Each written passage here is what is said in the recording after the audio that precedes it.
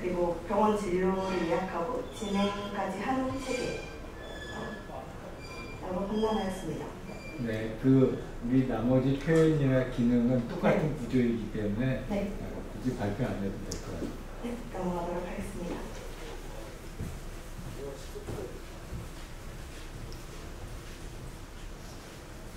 네, 시스템 대원에서 핵심 모듈로 판단한 것으로는 얼굴 사진 몇 점, 자가 설문, 그래서 복용약, 영양제 같은 정보, 그리고 스킨케어 제품, 날씨 계절 같은 정보 입력이라고 판단했고, AI 분석에서는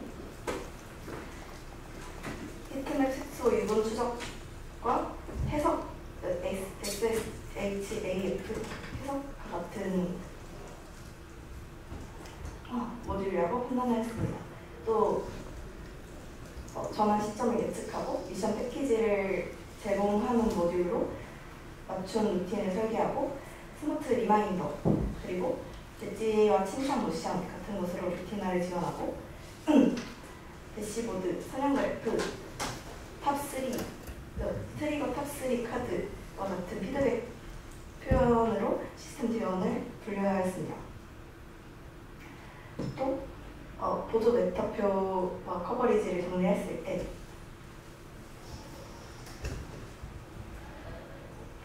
생활습관들 보조 메타포는 총 3개로 도출하였는데, 일단 생활습관 기반, 그리고 두 번째로 루틴 동반자, 세 번째로 화장품 성능 감별사라는 보조 메타포를 통해서 내순환의 피부 리서치 팀이라는 메타포를 구체화했습니다.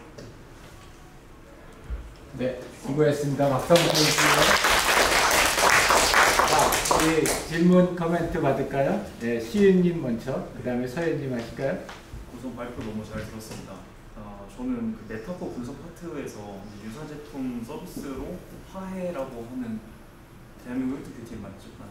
네. 그거랑 비교해서 내용에서 좀 질문이 있었는데, 우선 유사성에서 피부 이런 거 이런 스킨케어 제품들을 이제 비교 분석을 하고, 이제 서비스 메타포 팀 서비스의 차별점은 제품보다는 생활습관 중심의 추천이라고 이제 말씀을 하셨는데, 제가 이해하기로는 결국에는 제품 관련된 이제 소개 그런 관련된 내용이 포함이 되면은 이제 화장품 업체로부터 광고 요청이나 항의가 불가피할 거라고 생각을 하고, 이제 사용자 입장에서는 그렇게 되면은 제품이 제공하는 서비스를 이제 받아들이는 데 있어서 객관적인 평가가 맞는지 좀 의구심이 들 수도 있을 거라고 생각을 하는데, 혹시 이런 경우의 문제는 어떻게 해결하실 건지 궁금합니다. 제가 대신 답변하겠습니다. 저희가 화해를 같이 넣은 이유는요, 제품 추천의 목적이 주라기보다는 사용자가 현재 사용하고 있는 화장품에 어떤 성분이 있는지, 그리고 지금 내가 사용하고 있는 화장품에 내 얼굴에 안 맞는 성분이 없는지 사용자가 보다 OCR을 통해서 간편하게 확인을 하기 위한 그런 데이터베이스의 개념이라고 생각해 주시면 될 것 같습니다. 제품 추천이라기보다는. 그래서 말씀해주신 부분이 사용자가 제품을 추천하게 되면 광고일까 신뢰도가 떨어지는 그런 우려 때문에 말씀해 주신 것 같은데, 그런 부분을 잘 고려해서 저희가 화장품 검색 기능을 추가해 보도록 하겠습니다. 네, 서현님. 저는 도출하시는 과정 다음 페이지에 좀 질문이 있었는데, 내손안의 피부 리서치랑 큐레이터를 주요 후보로 삼으시고, 그 중에서 내손안의 피부 리서치가 개인화된 피드백 제공 측면에 있어서 나만의 피부 큐레이터와 차별점이 있어서 그걸 선택하신 것 같아요. 근데 메타포 모형 장표 페이지를 보니까 그 기능 중에서 여전히 내손안의 피부 리서치는 큐레이터의 주요 목적이었던 맞춤형 루틴 설계가 그대로 들어가 있는 것 같아서, 그러면 후보 메타포였던 큐레이터랑 내손안의 피부 리서치의 각각의 메타포 차이를 잘 모르겠어서 그거 관련해서 질문드립니다. 저희가 장표 순서가 조금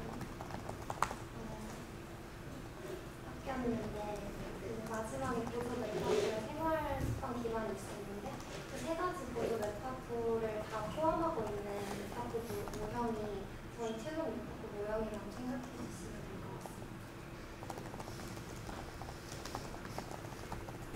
추가적으로 말씀을 드리자면 결국 포함하고자 하는 기능은 어느 정도 유사하다고 컨셉을 도출한 상태에서 저희의 이 컨셉을 가장 잘 표현할 수 있는 메타포를 고려했을 때 일단 생활습관 기반, 루틴 동반자, 화장품 성분 감별사라는 이 보조 메타포들을 잘 포괄할 수 있는 메타포까지 생각을 했을 때 저 큐레이터는 다소 추천에 더 중심이 되는 경향이 있어서 내 손 안에 피부 리서치 팀으로 해서 이 사용자의 생활 습관과 외부 환경 등을 분석을 하고 그에 따라 추천 결과를 도출까지 한다는 의미를 잘 담고자 이 메타포를 선정하게 된 것 같습니다.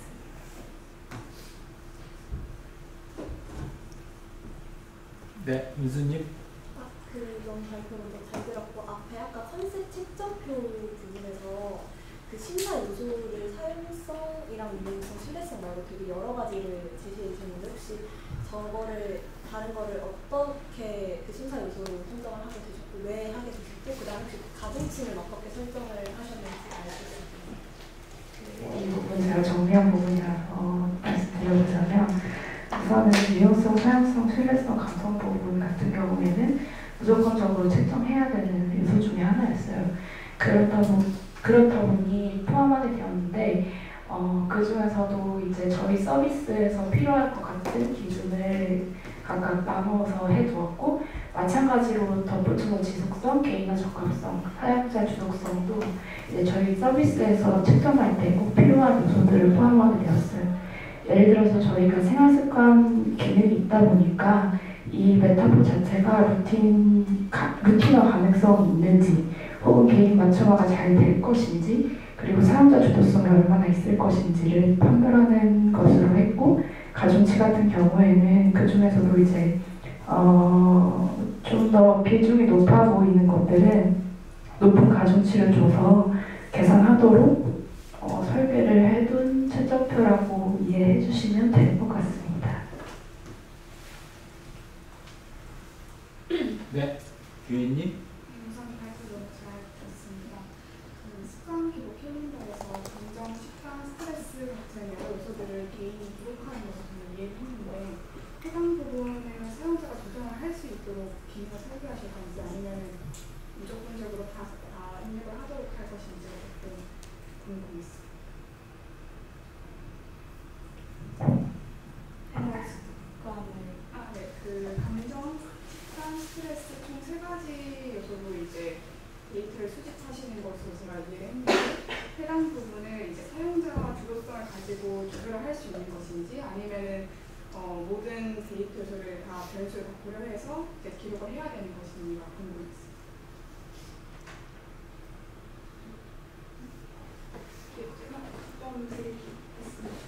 일단은 해당 부분을 구체적으로 논의된 바는 구체적으로 이제 어떤 부분까지 어느 범위까지 필수로 둘 건지는 논의된 바가 없지만 이제 말씀을 해주신 것처럼 저희는 그 3가지 요소가 가장 핵심적으로 필요하다는 생각이 들었는데 말씀 주신 것처럼 인풋 유저에 따라서 데이터를 입력할 수 없는 상황이거나 입력하기 힘든 부분이 있을 수도 있기 때문에 해당 부분 같은 경우에는 물론 저희가 이제 제공하고자 하는 서비스의 정확도는 떨어질 수 있겠지만 일정 부분 허용을 해서 조금 더 서비스 이용의 유연성을 줄 수 있을 거라고 기대합니다.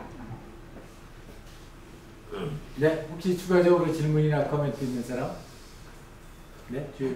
네, 적용 코멘트로 이제 제가 이 과제를 이번 주에 선정을 했는데 사실 되게 많이들 어려워하는 부분이었던 것 같아요. 다른 조분들도 이제 기능에 대해서 정의를 하거나 특히 이제 페르소나 중심으로 페인 포인트를 뽑아내서 뭔가를 설계하는 데 자체에 되게 약간 힘들어 하시는 게 보였고 그래도 이제 메타몽팀 같은 경우에는 아무래도 타겟층이 당사자들 그러니까 20대 여성들이다 보니까 비교적 이제 기능들을 되게 잘 뽑아냈다는 생각을 했어요. 그리고 개인적으로 되게 좋았던 점은 후보 메타포를 도출할 때 경쟁사들을 이제 보고 유사 서비스들이 어떤 점에서 강점을 가지고 있는지 그 점들을 반영을 해서 우리 앱에도 도입해 보겠다고 하신 점이 되게 좋았었고요.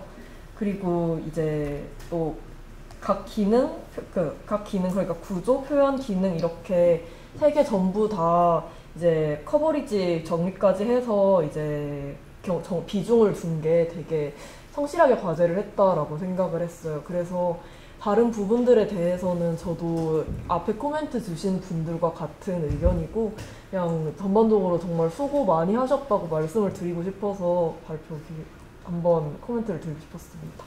네, 수고했습니다. 몇 가지만 보충 설명하고 나중에 얘기하도록 할게요. 네.